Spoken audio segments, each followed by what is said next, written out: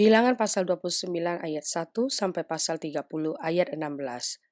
Pada bulan yang ketujuh pada tanggal 1 bulan itu, haruslah kamu mengadakan pertemuan yang kudus.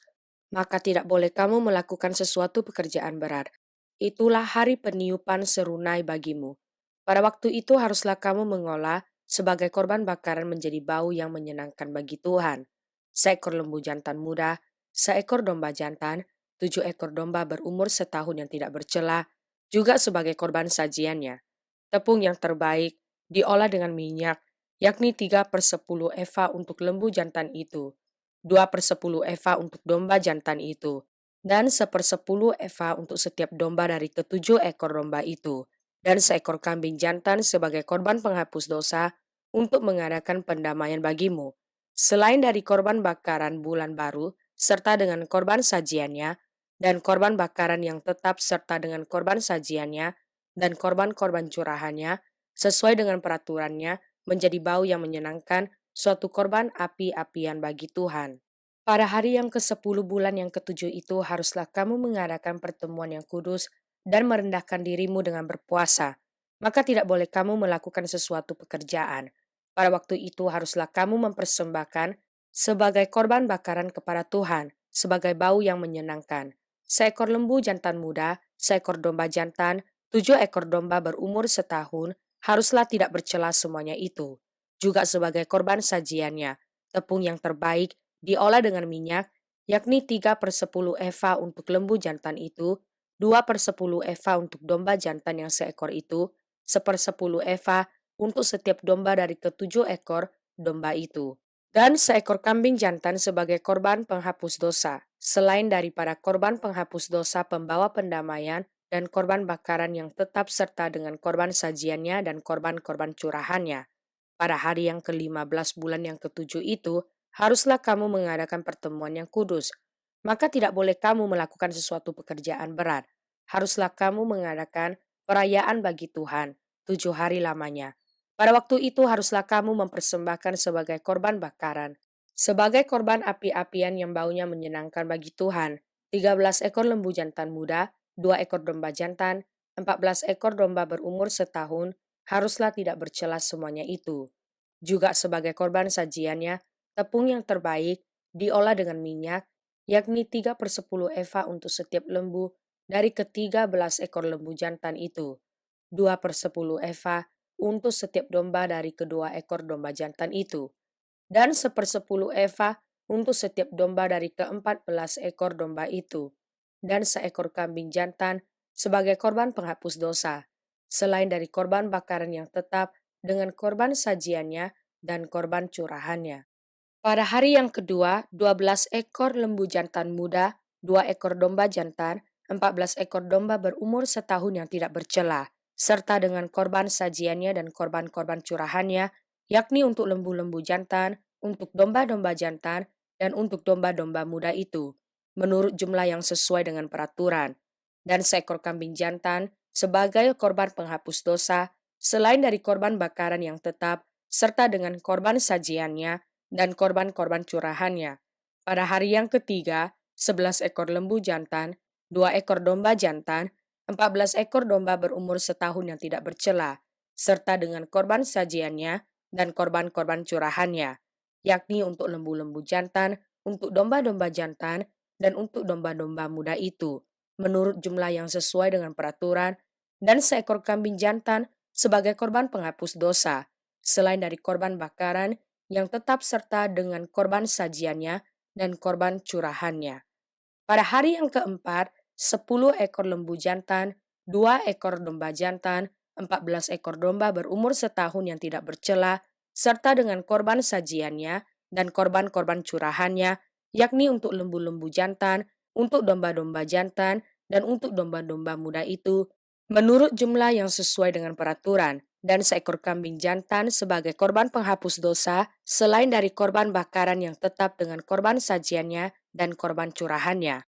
Pada hari yang kelima, 9 ekor lembu jantan, 2 ekor domba jantan, 14 ekor domba berumur setahun yang tidak bercela, serta dengan korban sajiannya dan korban-korban curahannya, yakni untuk lembu-lembu jantan, untuk domba-domba jantan, dan untuk domba-domba muda itu, menurut jumlah yang sesuai dengan peraturan, dan seekor kambing jantan sebagai korban penghapus dosa, selain dari korban bakaran yang tetap, serta dengan korban sajiannya dan korban curahannya.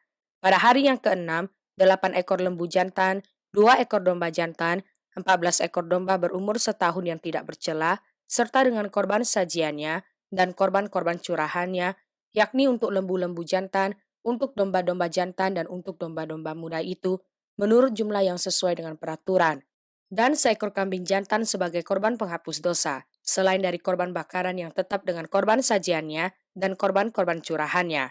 Pada hari yang ketujuh, 7 ekor lembu jantan, 2 ekor domba jantan, 14 ekor domba berumur setahun yang tidak bercela, serta dengan korban sajiannya dan korban-korban curahannya, yakni untuk lembu-lembu jantan, untuk domba-domba jantan, dan untuk domba-domba muda itu, menurut jumlah yang sesuai dengan peraturannya, dan seekor kambing jantan sebagai korban penghapus dosa, selain dari korban bakaran yang tetap dengan korban sajiannya dan korban curahannya. Pada hari yang kedelapan, haruslah kamu mengadakan perkumpulan raya, maka tidak boleh kamu melakukan sesuatu pekerjaan berat. Pada waktu itu, haruslah kamu mempersembahkan sebagai korban bakaran, sebagai korban api-apian yang baunya menyenangkan bagi Tuhan.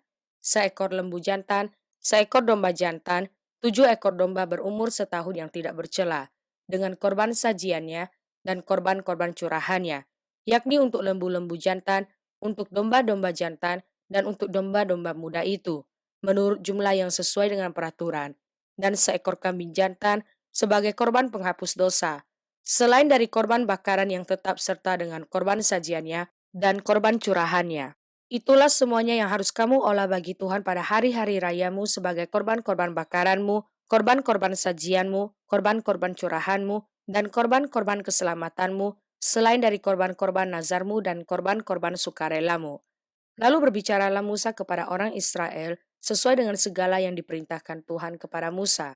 Musa berkata kepada kepala-kepala suku Israel demikian, "Inilah yang diperintahkan Tuhan. Apabila seorang laki-laki bernazar atau bersumpah kepada Tuhan, sehingga ia mengikat dirinya kepada suatu janji, maka janganlah ia melanggar perkataannya itu. Haruslah ia berbuat tepat seperti yang diucapkannya. Tetapi apabila seorang perempuan bernazar kepada Tuhan, dan mengikat dirinya kepada suatu janji di rumah ayahnya, yakni pada waktu ia masih gadis, dan ayahnya mendengar nazar dan janji yang mengikat diri anaknya itu, tetapi ayahnya tidak berkata apa-apa kepadanya, maka segala nazarnya itu akan tetap berlaku dan setiap janji mengikat dirinya akan tetap berlaku juga. Tetapi jika ayahnya melarang dia pada waktu mendengar itu, maka segala nazar dan janji yang mengikat diri anaknya itu tidak akan berlaku, dan Tuhan akan mengampuni perempuan itu sebab ayahnya telah melarang dia. Tetapi jika perempuan itu bersuami dan ia masih berhutang karena salah satu nazar atau salah satu janji yang diucapkan begitu saja dan yang mengikat dirinya, dan suaminya mendengar tentang hal itu tetapi tidak berkata apa-apa kepadanya pada waktu mendengarnya, maka nazarnya itu akan tetap berlaku dan janji yang mengikat dirinya akan tetap berlaku juga. Tetapi apabila suaminya itu pada waktu mendengarnya melarang dia, maka ia telah membatalkan nazar yang menjadi hutang istrinya dan janji yang diucapkan begitu saja dan yang mengikat istrinya, dan Tuhan akan mengampuni istrinya itu. Mengenai nazar seorang janda atau seorang perempuan yang diceraikan, segala apa yang mengikat dirinya akan tetap berlaku baginya. Jika seorang perempuan di rumah suaminya bernazar atau mengikat dirinya kepada suatu janji dengan bersumpah, dan suaminya mendengarnya, tetapi tidak berkata apa-apa kepadanya dan tidak melarang dia, maka segala nazar perempuan itu akan tetap berlaku, dan setiap janji yang mengikat diri perempuan itu akan tetap berlaku juga. Tetapi jika suaminya itu membatalkannya dengan tegas pada waktu mendengarnya, maka ucapan apapun yang keluar dari mulutnya, baik nazar maupun janji, tidak akan berlaku. Suaminya telah membatalkannya dan Tuhan akan mengampuni istrinya itu. Setiap nazar dan setiap janji, sumpah perempuan itu untuk merendahkan diri dengan berpuasa dapat dinyatakan berlaku oleh suaminya atau dapat dibatalkan oleh suaminya. Tetapi apabila suaminya sama sekali tidak berkata apa-apa kepadanya dari hari ke hari, maka dengan demikian ia telah menyatakan berlaku segala nazar istrinya atau segala ikatan janji yang menjadi hutang istrinya. Ia telah menyatakan berlaku karena ia tidak berkata apa-apa kepadanya pada waktu mendengarnya.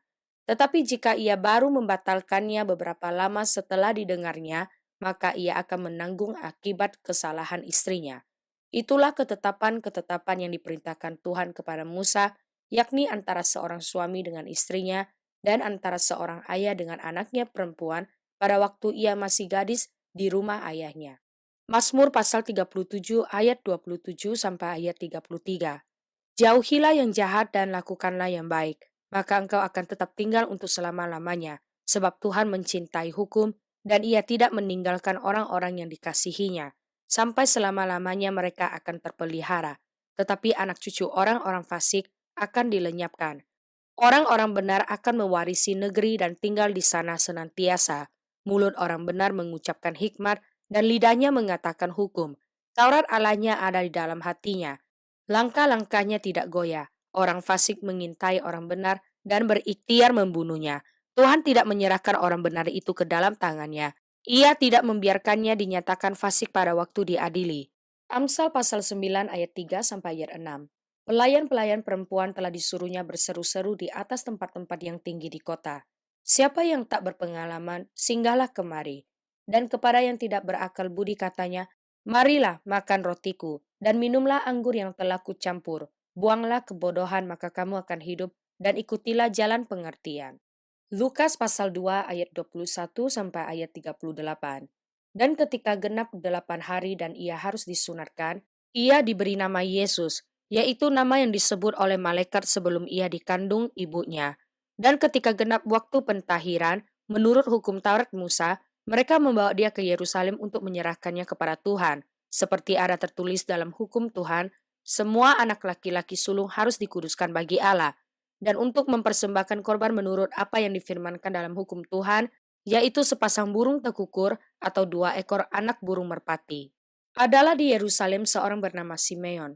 Ia seorang yang benar dan saleh yang menantikan penghiburan bagi Israel.